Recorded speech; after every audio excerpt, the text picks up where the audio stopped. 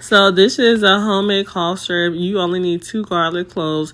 You really only need 1 white onion, and if it's a big one, that's even better. I use 2 for this. You need a jar that you can use, and you need raw unfiltered honey. And you put everything in a jar. You put the garlic cloves, the onions, the raw unfiltered honey, and if you have any cinnamon sticks, rosemary, or mint, you can also put it in there. And you just let it sit for 3 or 4 days, and here you have homemade cough syrup straight from your kitchen.